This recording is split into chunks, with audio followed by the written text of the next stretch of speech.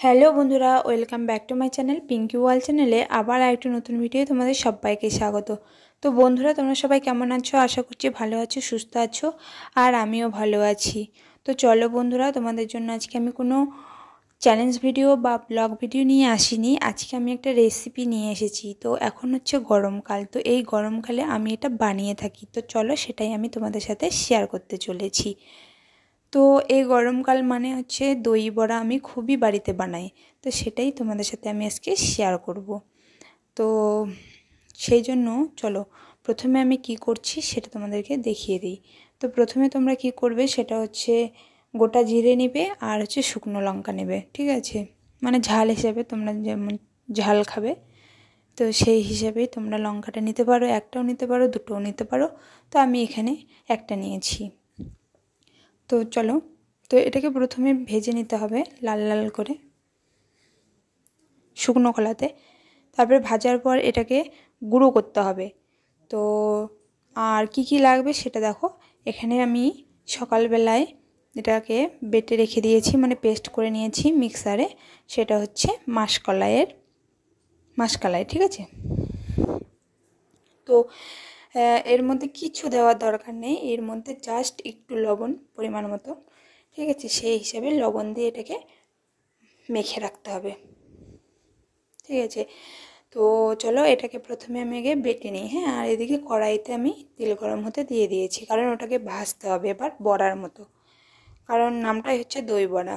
তো চলো এটাকে আমি এদিকে বেটে নিচ্ছি, গুঁড়ো করছি, ঠিক আছে? গুঁড়ো করার পর আর ততক্ষণে কড়াইয়ে যে তেলটা গরম করতে দিয়েছি সেটা হচ্ছে গরমও হয়ে যাবে, আর আমার এদিকে এটা গুঁড়ো করাও হয়ে যাবে। তো চলো, তো আমার গুঁড়ো করা হয়ে গেছে, আর এদিকে কড়াইয়ে আমার তেল গরমও হয়ে গেছে। এ দেখো গুঁড়ো হয়ে গেছে। তো কড়াইয়ে তেল গরম হওয়াতে আমি এগুলোকে দেখো ভাজতে শুরু করে দিয়েছি। দেখো সবগুলো কিন্তু এক সাইজেরই আমি করেছি। আর নিতে হবে দেখো দই, কারণ এটার নামই হচ্ছে দই বড়া, দইটা একদম মাস্ট, দই লাগবেই। তো তোমরা হচ্ছে কি বলো তো, মিষ্টি দই কিন্তু দেবে না, ঠিক আছে? এর জন্য লাগবে হচ্ছে টক দই, মিষ্টি দই একদম চলবে না, এটাতে লাগবে হচ্ছে টক দই, ঠিক আছে? আর একটা জিনিস লাগবে সেটা হচ্ছে তেঁতুল, ঠিক আছে? তেঁতুল গোলা জলটা লাগবে। তো চলো এদিকে আমি এগুলোকে ভাজতে শুরু করে দিয়েছি। একদম সম পরিমাণে সবগুলো একই সাইজের বানানোর চেষ্টা করবে, দেখতে ভালো লাগবে। তো সেই জন্য আমি এগুলোকে এক সাইজ, মানে সবগুলোকে এক সাইজ করে নিয়েছি। আর একটা কথা সেটা হচ্ছে কি বলতো, এখন গরমকাল আর সামনে আসছে কি বলতো নতুন বছর। তো নতুন বছরে নতুন একটা কিছু না করলে হয়, তো সেই জন্যে আমি এটা করছি। আর গরমকাল আসলে আমি এটা করে থাকি, কারণ এটা খেতে আমার খুবই ভালো লাগে। আর কার কার তোমাদের এই দই বড়া ভালো লাগে সেটা অবশ্যই আমার কমেন্ট বক্সে জানাবে। আমার তো ভীষণই প্রিয়।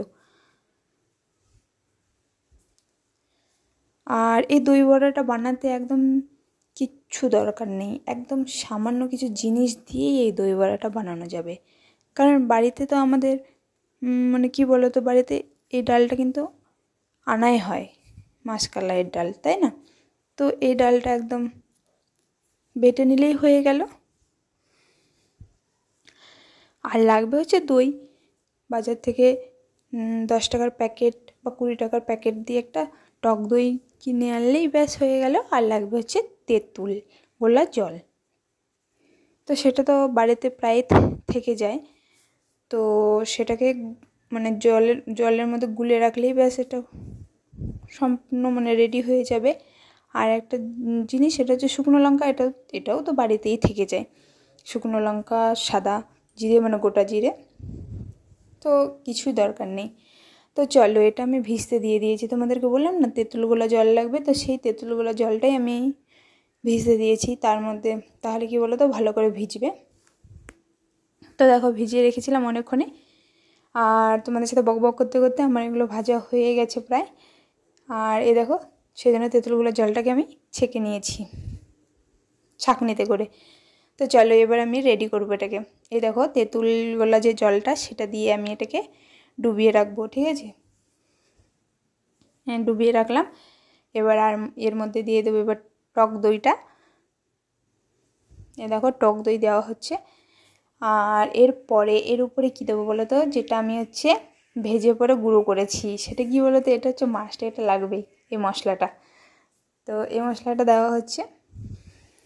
আর যেহেতু হচ্ছে ওই পেস্টটার সঙ্গে বড়া বানানোর আগে পেস্টের সঙ্গে লবণ দেওয়া হয়েছিল, তো তার জন্য আর এই সাদা লবণটা দেবো না, ঠিক আছে, খাওয়ার লবণটা দেবো না। এর মধ্যে এবার দিয়ে দেবো একটু কী বলো তো, বিট লবণ। তো বিট লবণটা দিলে আরও টেস্টি হয়ে উঠবে।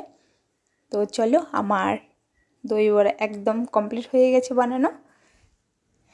তো চলো দেখি কতটা নরম হয়েছে। আর একটা কথা, সেটা হচ্ছে এই যে তেঁতুলগুলো জলটা দেওয়া হলো, সেই তেঁতুলগুলো জলটা দেওয়ার পর কিন্তু অনেকক্ষণ, মানে 10-15 মিনিটের মধ্যে ভিজিয়ে রাখতে হবে, তাহলে নরম হবে।